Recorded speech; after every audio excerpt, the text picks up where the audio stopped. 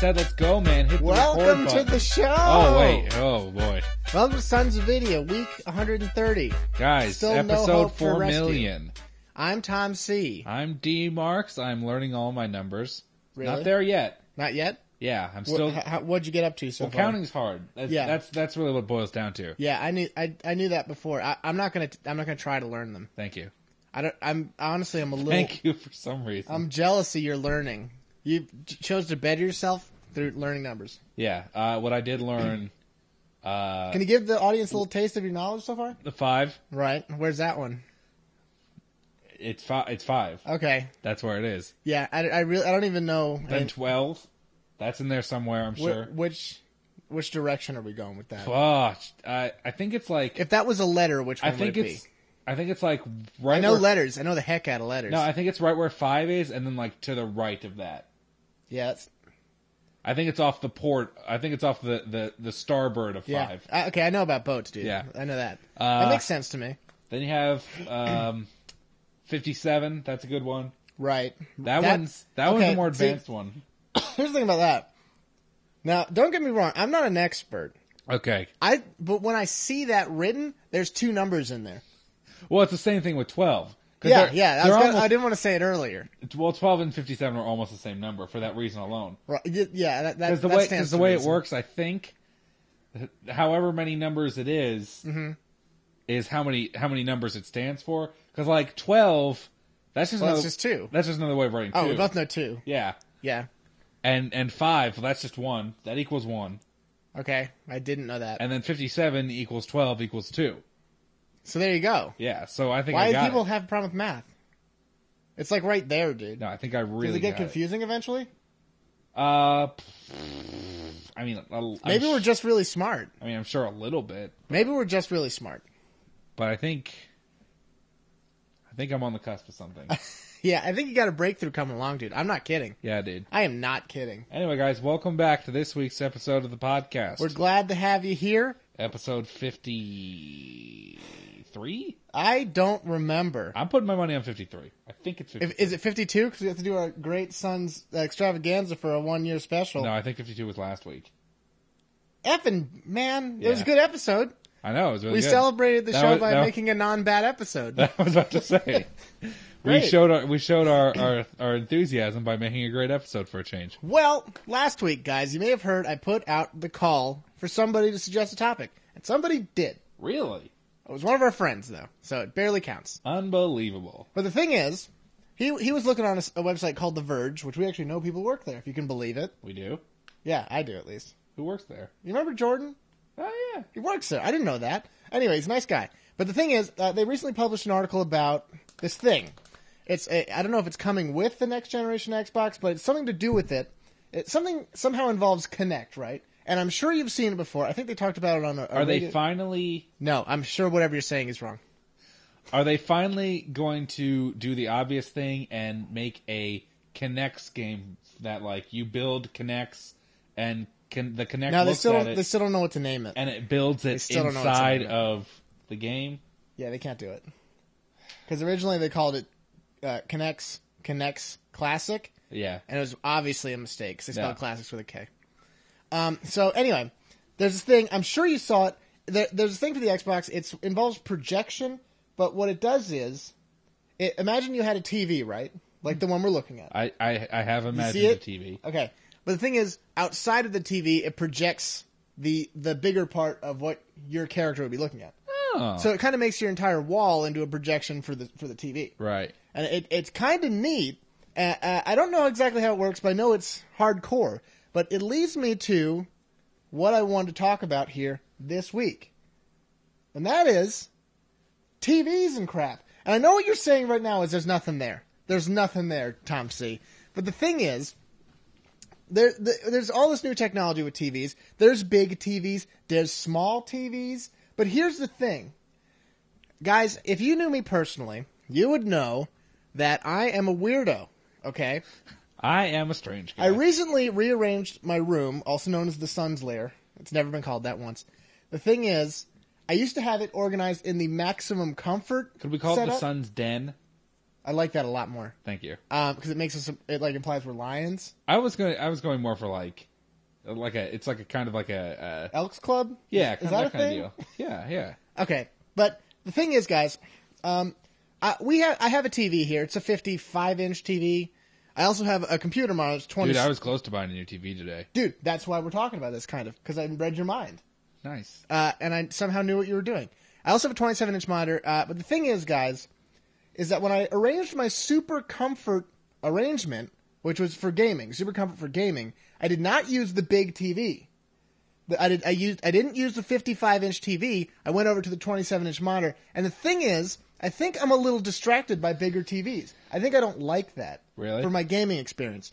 And that's why when I hear about this projection wall deal, it doesn't really do anything for me. Because I find myself overwhelmed by bigger images. See, I think I would agree with that, because my gaming setup at home is not terribly dissimilar from the way you had it before. Yeah. Your comfort gaming. Guys, if you want to know the slovenly way in which I was living, I had a table over a recliner which had a monitor on it. Yeah. So it's kind of like me laying down on a what I want to say is like a medical bed for disabled people. Yeah, what I had was a what I have currently and still have is a chair and a half. Right. A big fluffy chair and a half that I can kind of lie down on, actually. Yeah. And I have at my 24-inch, 26-inch TV. That's on a wall mount, actually, hanging out outside of my wall. Very jealous of this arrangement. No, it's real great. Because the thing is, guys, I prefer being closer to a screen. No, I'm right up there, which is nice. See, I know that's bad for your eyes or whatever, but the thing is, when I don't like a lot of people would say, go big and then you don't have to be so close. No, I want to be close. Yeah. I don't care if it's big. I want to be up there. See, but the thing is, the thing I like about your big TV is the that... BTV, yeah. The BTV, yeah. The thing I like about the BTV is that it's great for when we do split screen. Yeah, okay. That's where it really excels. If you want the real deal, guys, we record every episode on the TV. Yeah. We obviously play the games on the TV. For my personal use, I always use the monitor. Yeah. Even if I'm playing Xbox, which would normally be on the TV. I would put it on my computer monitor because it's a better monitor. It's crisper. It's a crisper thing. Yes, yeah. but I'm sitting closer to it. Yeah. You know? Well, it's like the way that I have a projector at home, you know? Yeah, I did know that. Yeah, I have a projector at home. Guys, we're not millionaires. No. But, the show gives us a lot of money. Yeah. We're well off, I'd say. we can retire now. I have a projector at home, and our kids could retire now. It's down in my basement, but I don't play games on it, not just because it's down in my basement, but yeah, because it wouldn't be as... it's good for watching movies, because, you feel like you're in a movie theater, kind of... Right. And it's obviously it's not really the same thing, but you feel like you're in a movie theater and it's cool. It's for special occasions. Yeah, it's the closest thing I'm going to get to a home theater at this point in my life. Yeah. But I wouldn't want to play games on it, even if it was even though it's bigger. Yeah. And it would be more impressive. I don't want to play games on it because it wouldn't be as crisp. I'm projecting onto a bed sheet. Well, if it works, it works. But that also brings me to the point of, if you're projecting on everything except the TV... Well, that's what my mind immediately went to, because think about what's around my TV right now. Well, if I thought about the way my TV is, it's in a cabinet. Right. My living room TV, which is, I think, better for this sample. It's in the living room. It's in a cabinet thing that has doors and everything. It's called a pie chest, technically. I really like that. It makes me envision Zelda opening a chest, finding a bunch of pies. There you go. But yeah, I can't believe that never came up. It's a pie chest, and when you open it up, it has 2 doors, and they hang out the side. And what if someone had their TV in an entertainment system or something like that, where there's a bunch of shelves where they have their DVDs? I think most people have that kind of situation. Yeah. Well, actually, I think you're seeing that a lot less and less with the advent of the flat screen TV. Yeah, because that's true. you can wall mount it a lot easier. I was actually the TV I was going to buy today was a. Where'd you get the time to buy a TV? Well, it was a Groupon thing. Oh, really? Yeah, it was a Groupon. It was $1,200 for a 50-inch 4K TV. What? Where are you getting $1,200? I have $1,200. How much is it normally? It was 20% off, I think. So it's originally $1,300. I would wait that one out. Yeah, that's what I would do. I thought it looked cool, but regardless, I don't even know where you'd put it. Yeah, well, that's. Well, I was actually talking. You could with my make mom. your whole wall into it. I was actually talking with my mom the other day how we should because our living my TV up in my room is actually better than the living room TV. Yeah, the thing is, we have a 36-inch TV down in the living room, but it's standard def. Right. And I have my TV up in my room is high def, but my mom really likes that cabinet, and I do too. I think it's a nice piece of furniture. And if we got a new TV, we'd kind of have to get rid of that and rearrange stuff, and it'd be a lot of work, actually. I think it's a problem a lot of people face. Because the thing is, the crispness is an issue. I do have the TV we're using right now is an older one. It's HDMI, but it's rear projection. Yeah, so TV. So it's very big. It's never crisp either. It's a big difference going from that TV to the monitor. So maybe if I had a TV that was as crisp as the monitor, it'd be different for me. Oh well, yeah. If you had a 50-inch 4K TV, that'd be awesome. Well, that's not 4K. I don't even know what 4K is. It's like the next step up of HD, dude. Because it's 4,000 pixels. Right. Yeah. Because the standard TV has 1080. Yeah. It's almost 4 times that. I think I was listening to Jeff Garlin, but he was talking to, the TV expert, comedian Jeff Garlin. Well, he looks like a guy who watches a lot of TV. I'm sure he's on TV. Yeah. If you're on TV, you're probably pretty knowledgeable. The thing is, he was talking about how he doesn't really care about bigness or better picture anymore. Like, the way he figures it, he was like, do the consumer really want a TV that's crisper? Because right now it's already crisper than your eyeballs. Yeah. Like, do we need bigger? Like, he says what they should do is make TV more convenient. No, and I can definitely see his point. Because, like, every time we go to Walmart or something, like, there's a sale on TVs, I'm like, I'll get a new TV for the room. Yeah, I like the TV I have. Yeah. I have no problems with it. It's hard. It's a weird thing, because in my youth, in the days of my youth, I would have seen this projection thing and been like, that's awesome. It's still pretty cool. It is cool, but it wouldn't make me any more immersed in my game. No, I don't think it would. I think unless I had a TV in front of a totally white wall. Yeah, that's definitely because we talked about it last week about the Oculus Rift and stuff like that. Yeah, that's what you would need to really get immersed. But I think a projection on the TV on a TV wall, I don't think that's going to do it. No, because I feel like when it's further away like that, I feel like you get a really clear feeling of not being there would be a feelable difference, a distance. Sorry. In my perfect scenario, I had the thing. It was right in front of me. I couldn't really see behind it, and there wasn't much to see in front of it. Yeah, it was. So, that's mostly the way of my setup is at home, right? Because when you're looking up at the arm, the mount that my TV is on, you're not really looking at anything else. It's close enough that it kind of takes up most of your vision. Right. And there's not a lot of distraction stuff. So yeah. That makes it nice. And like it's important for a thing. I mean, I also think that the couch part was very helpful in the immersion factor, which is weird. I feel like the perfect solution would be that Fallout 3 style thing, that Vault, what Vault was it? Vault 112. 112, where you're laying on your back in the zone and you have the screen right up to your face. Yeah. That's what I want. I want to be in some crazy virtual environment where a crazy man-woman is ruining my life. Well, yeah. What about if you took a PSP into a sensory deprivation chamber? See, dude, I actually didn't. I forgot I was going to bring this up. I actually got my PSP back working again. I forgot what was wrong with it. Was it just not charged? It was not charged. I also couldn't find anything of it, and also the one memory card was down. The PSP is a real neat device. Okay, well, here's what you're going to say is, who cares? And no, that's not what I'm going to say. The thing is, the games don't really matter because there's so much potential it has once you crack it. No, that's not what I was going to say. My thing about the PSP has always been that I think it's too much for the handheld market. Oh, no, the PSP is never going to be successful. I went to a store and I saw the Vita and I was like, why? Who's buying this? No one's buying it. Yeah. Literally no one's buying it. It's got all that power and it's got all that potential, but, like, first of all, there's no games. That's true. You're like, oh, cool, I can buy that Assassin's Creed thing. It looks like a bad DLC. Oh, I can buy Marvel vs. Capcom, that game that already came out a million years ago. Yeah, that's the problem. Because, back in the day... But God of War. Back in the day when you had handhelds... Yeah. Handhelds were, like, their own thing. Yeah. You had, like, Pokemon... You had a bunch of like exclusive handheld stuff, and it was kick-ass. Yeah, and it was like, and it made it feel different from just like being another console port. Because the thing is, now Super Game Boy, and it was awesome, dude. That's the thing, though. Because the thing is, I was thinking about because recently everyone's been seeing those what are they called, Super Boys? Super Boys, yeah. And you're like, wow, I can play Super Nintendo games in my hand.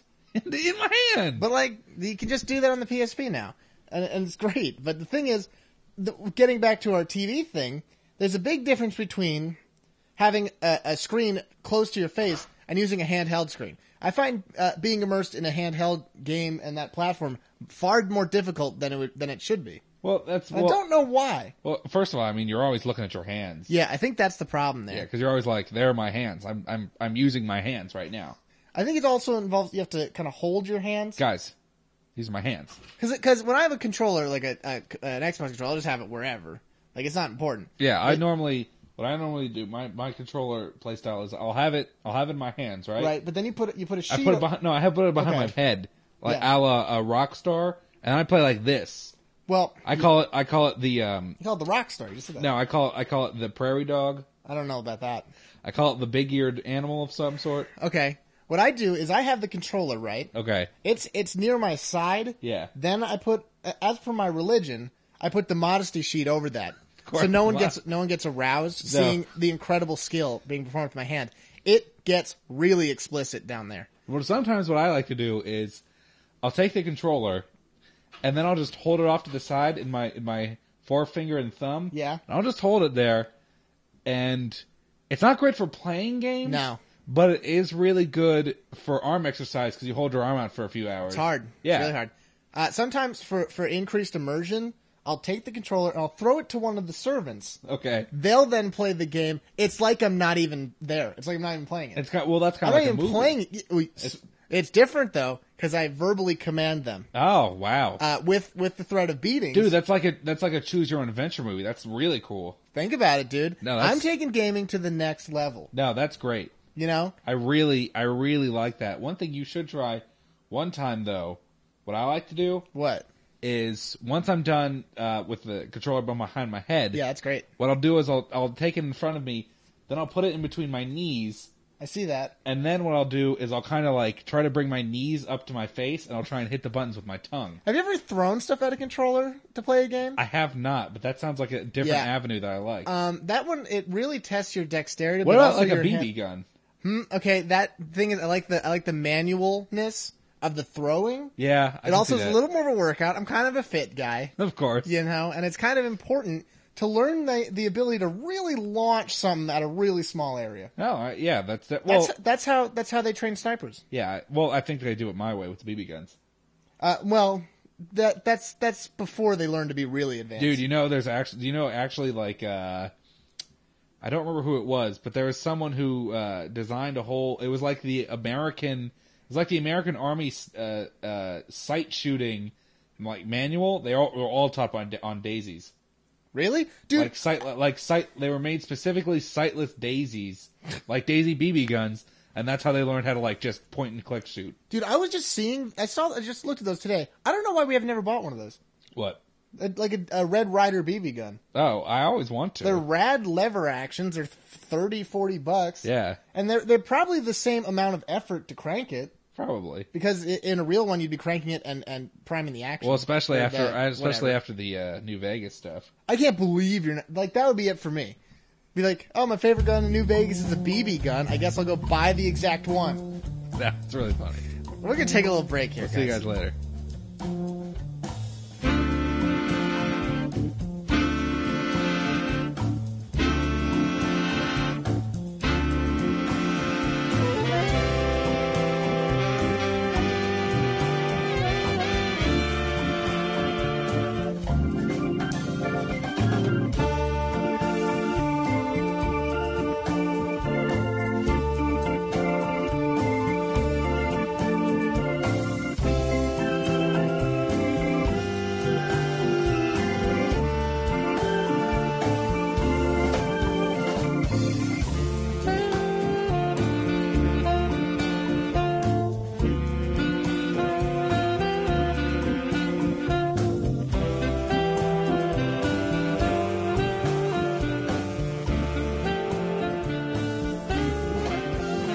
Oh my god, you spooked me. I didn't think you were back.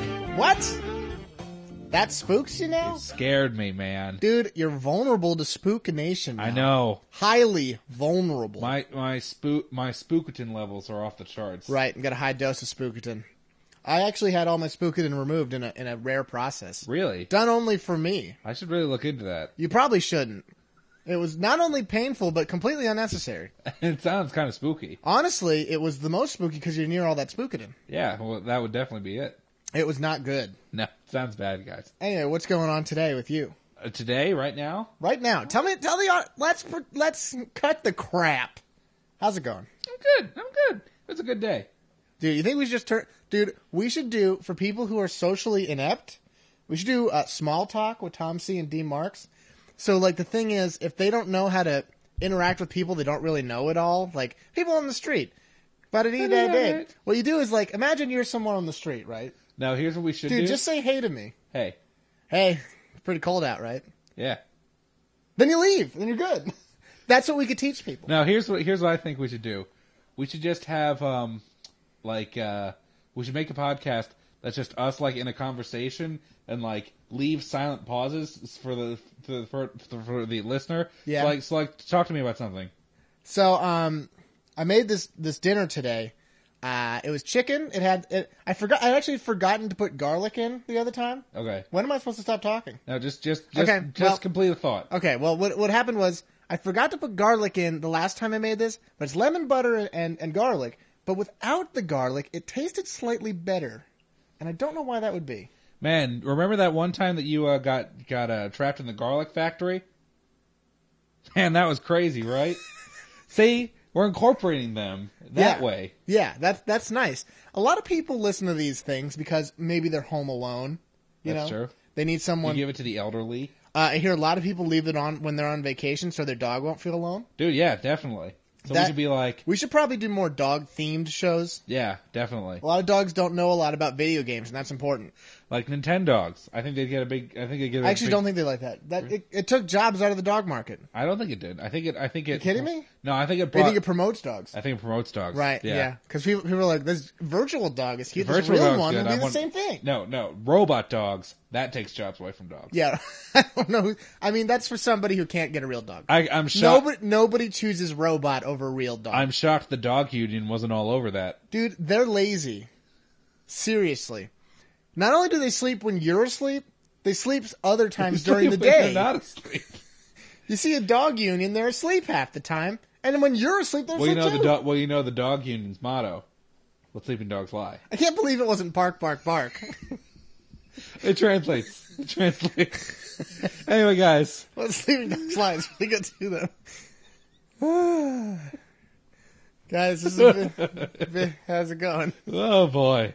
Anyway, guys. I didn't know any of this until right now. Boy, that first segment was real good, wasn't it? Wasn't it? You guys should go back and listen to that. This whole next one's going to be off the rails already. Tom, what games are you playing right now? What? It's basically no different from last time when we asked that. Still playing FTL. I finally got the Red Tail after 30 hours. And you said you got the Stormwalker? I also got the Slug Ship and the Slug B. Yeah. You guys might get to know a little bit how we get that Slug Ship. Is the first Slug good? I used it for quite a while. It was very easy to get the achievements. Yeah. Very easy to get the achievements. I don't remember what they were. Yeah. But they were easy. Well, it's not because it automatically repels hull damage. Yeah, I don't even care about that. It's nice. It's just to find ship. Oh, the one I didn't even know how you're supposed to get, because apparently you can see every enemy ship somehow. Oh, okay. One of the achievements you have to get is kill three crew members with just your bio beam, which is for some reason incredibly easy. Because it's so easy. Early on, yeah. Dude, anytime. People are like, my shields are down. We've all been melted. Yeah. The other one, I don't remember what it is. Oh, it's visit 30 nebula spaces before Sector 8. It's super easy. It just gives... They're giving it away. That's a joke. And I've been playing more Grand Theft Auto. That's what I've been doing. Nice. What about you? I've also been playing a little bit of FTL. I haven't unlocked anything recently. I don't think so. Just do a quick rundown, because I don't remember if I went over it. I have Kestrel A and B. Mm-hmm. I have Stealth Cruiser, which is like the worst ship in the game. I want it so bad. Stealth is so bad. I want it so bad. I have Federation Cruiser A and B. Can't beat that. I have the Engi Cruiser A and B, and I have the Zoltan Cruiser. Engi. Engi. Yeah, it is probably Engi. Yeah, like engineer. Engineering, yeah. Yeah, so I have all those. Still a fun game. Oh, actually, guys, I actually downloaded a mod for FTL. Okay. It's called Infinite Space, and basically... I'm a little surprised you didn't turn that off. I think you have to like do a thing. Because I feel like it was too hard. It was really hard. Have you played it since you installed it? Yeah, I've played it a little bit, but like the enemies are kind of like out of whack because it's totally randomized a lot more. Yeah. So the enemies aren't really paced in sectors. So you come across a ship that has like 4 shields and 2 missile launchers in sector 2, and you're like, I'm gonna die. I think that's supposed to encourage running. Yeah, which you never really had to do in the original FTL. Which I kind of like because it's kind of like I don't hate it because it kind of like I don't mind the taste. I don't mind the taste.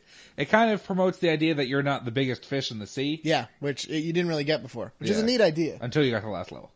Yeah, and then you totally get rocked. That really showed you. But also, guys, I've also been playing another game that's come out fairly recently. What? I know. How could D. Marks even think about playing 2 different games? I don't really understand where you're finding the time. I know. No, guys. There was a game made a few years ago called Poker Night: The Inventory, and the sequel to that has recently come out, and I got it, and I've been playing it. I know nothing about these games. It's a lot of fun. Poker Night: The Inventory it's by a gaming company called Telltale Games. They created the... That was by Valve. No. Really? No. I mean, Valve probably had something to do with it, but it's... Isn't it like Valve characters? They used Valve characters in the second one, but they didn't really use any... Well, yeah, but it's different characters from different franchises, so it's not just a Valve game. Okay. I always thought it was just a Valve game. No, Telltale makes it. I thought it was like a Valve fan service thing. No. But it's made by Telltale Games, which made the early 90s point-and-click adventures Sam and Max. Right. Which I have not played, but I'm kind of interested in them now that I've been playing them a lot more. Okay. This game. I hear they're good. Probably up your alley. Yeah. The first one had because the idea is, guys, you're playing a poker tournament with your favorite cartoon / video game buddies. All your cartoon pals. Exactly. The first one had Strong Bad from Homestar Runner. Right. I still have never seen or know anything about that character. Everyone always mentions it, and I'm like, he was the one with the lucha mask. I've never even seen the character. Well, there you go. I've heard him mentioned, and that's it. You had Tico Brahe from Penny Arcade. Tycho. Yes, I like saying Tico. Right. You had... Okay, here's one thing about us. We always say words wrong all the time. So it's on purpose. It's on purpose. I ever am like, no, that one's wrong. What were you thinking there, you goofball? Stupid. God. Why'd you say it like that? What an embarrassment. Why don't you say things normal like on the show? Anyway. So you had Strong Bad, Tico, you had the Heavy from Team Fortress. Yes. And you had Max from Sam and Max, who's the tiny rabbit. Right. And then Sam didn't get on that bill? Sam's in the second one. I was just getting that. Okay. And the second one, which is the one I've been playing a lot. I have both. They came in like a combo pack, so I have both, but I've only really been playing 2. In 2, you have Sam from Sam and Max, as I just said. Nice. You have Claptrap from Borderlands and Borderlands 2. Right. You have Ash Williams from Evil Dark / Army of Darkness. You mean Evil Dead / Army of Darkness. You said Evil Dark. Yeah, I did say Evil Dark. I meant to say the thing I said. That was right. And then you have Brock Simpson from the Venture Brothers. From The Simpsons. Oh. From The Simpsons. No. And it's a lot of fun. It's a little difficult at times, but... Okay, well, what do you do in the poker game? Do you play poker? Yeah, you play poker. Well, all my questions are over. Good. What I always assume is just you play poker with the characters, and that's it. Yeah, it's pretty much it. I mean, but some of those are kind of hard. But there's cool, themes that you can get. One of them, because if you have table felt, which is like the felt on the table, obviously. I don't know why that one needed explanation. I know, I'm just getting it. You have cards and chips, and if you have 3 of those, it converts the whole, bar area into, that theme, which is cool. That's kind of neat. Yeah, and, well, it's cool because if you do the Venture Brothers theme, it's because the Venture Brothers is kind of like the takeoff of those, 70s campy cartoon shows like Johnny Quest, those adventure cartoons. So it's so the theme has that 70s kind of vibe to it, but it plays Smooth Vaz. We call it Vaz, guys. People in the know call it Vaz. It plays smooth jazz versions of video game and way into that. No, because they play a really effing great song of a version of "There Ain't No Place for a Hero" from Borderlands 2. It's like a smooth jazz version. It's awesome. Totally unrelated. Oh, also, sorry, I'm gonna bite in on you real quick. Also, guys, for those of you who are, I'm not gonna say I'd like to say something mean here, so just pretend I said something mean. Do you want me to say something mean? Yeah. Well, okay, what's the context? People who suck Valve's dick. Valve drones. Thank you. That's good.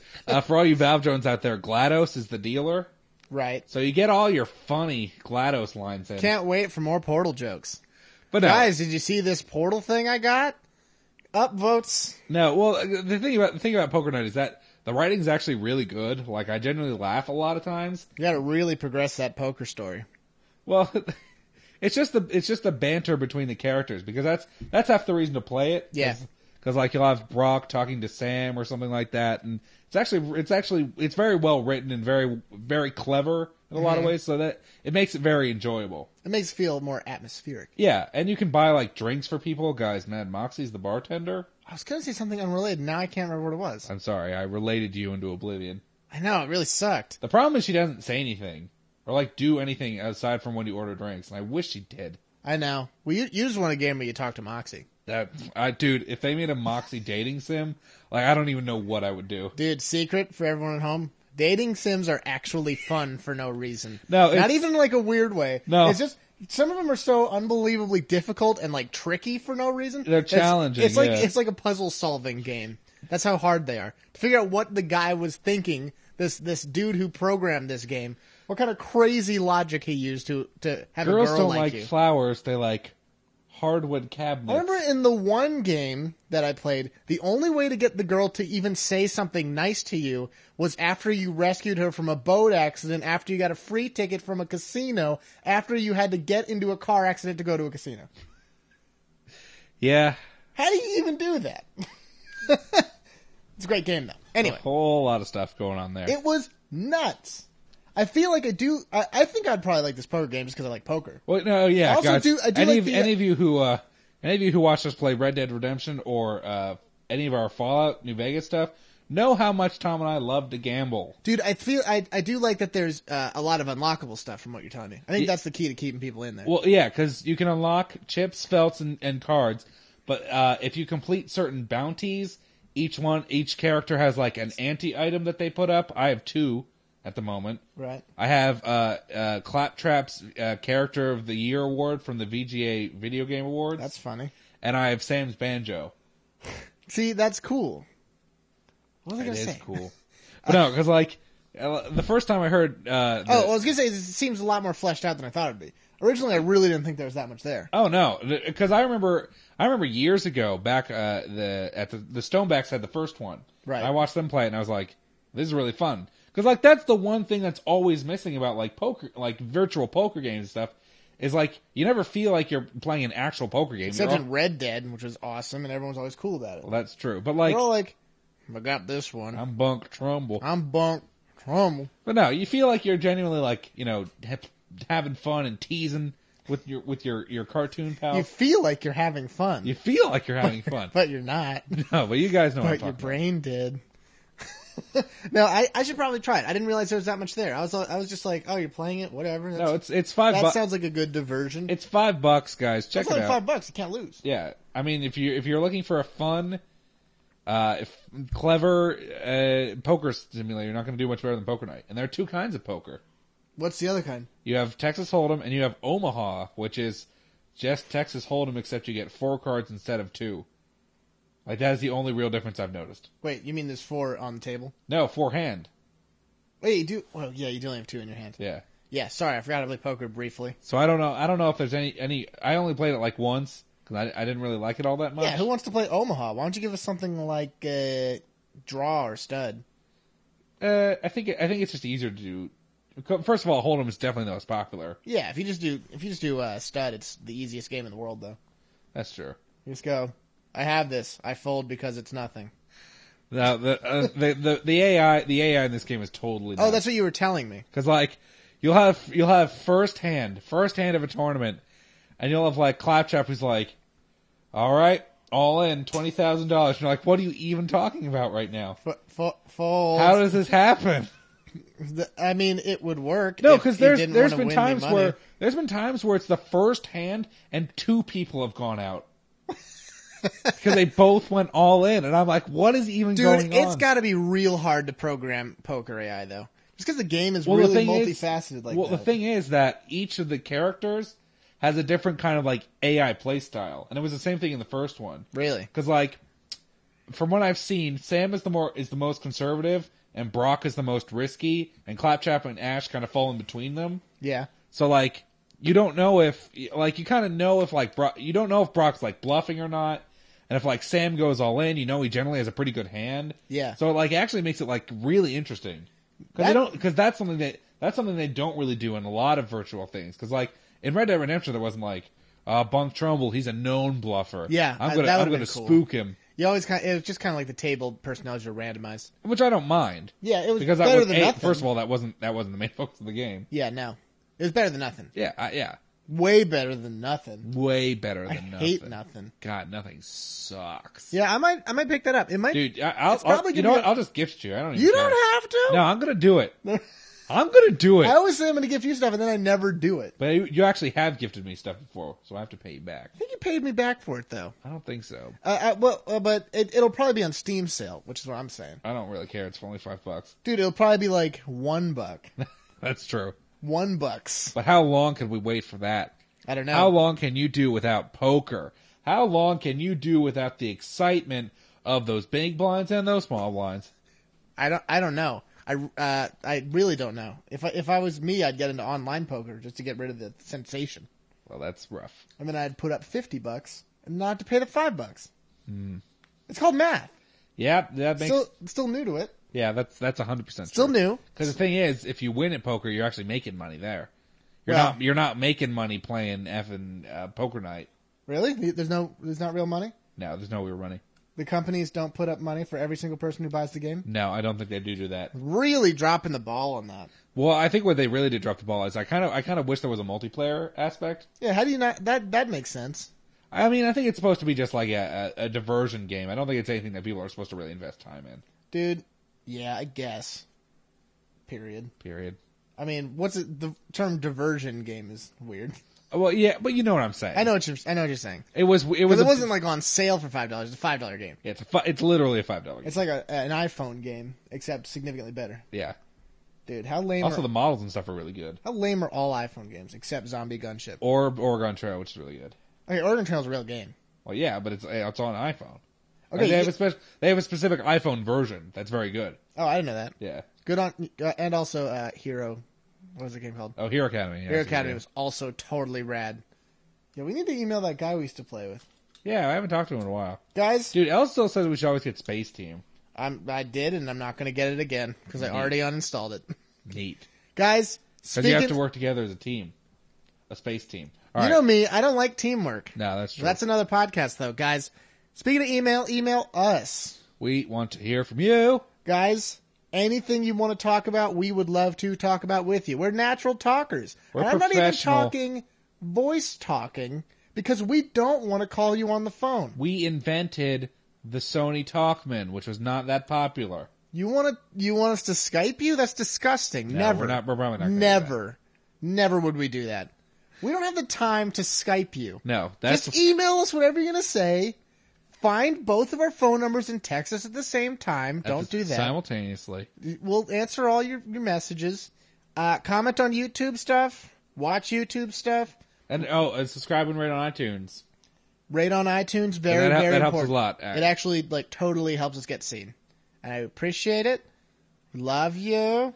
And since we love you so much, we're going to give you exactly what you want. Exactly what you want. That's right. We're going to give you the speed reviews. Tom, this is the top 10 greatest games of mankind time, brought to you by Edge Magazine from 2009. Edge Magazine. Number 10. It's going...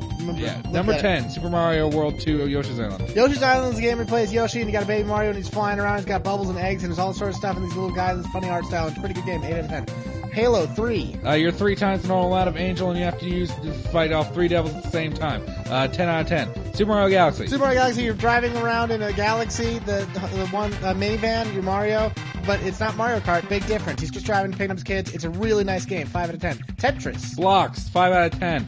Number 6, Super Mario World. Super Mario World's best Mario game there is. It's on Super Nintendo, and you jump, and you fly, and you ride a Yoshi. So it gets 10 out of 10. Legend of Zelda, Link to the Past. Whoa, hold on. The guy's name is Link. What? Right? 10 No, out of 10. that's gotta be a Kudos. typo. Kudos. Number 4, Resident Evil 4. Resident Evil 4 is really fun. 10 out of 10. Half-Life 2. Half-Life 2 is a game that I never played, but Tom said it's really good, so I'll take his word for it and give it a 1 out of 10. Number 2, Super Mario World 64. Super Mario 64 is a game that's just like Super Mario Galaxy, except it's much, much smaller. It doesn't take place in the galaxy, it takes place in one place. 10 out of 10. Legend of Zelda Ocarina of Time. Whoa. Hold on. What? His name is Ocarina. What? This is... Oh, man. That's gets gotta be better a and better. typo. 11 out of 10. 11 out of 10. All right, guys. We'll see you next week. See ya. We did it.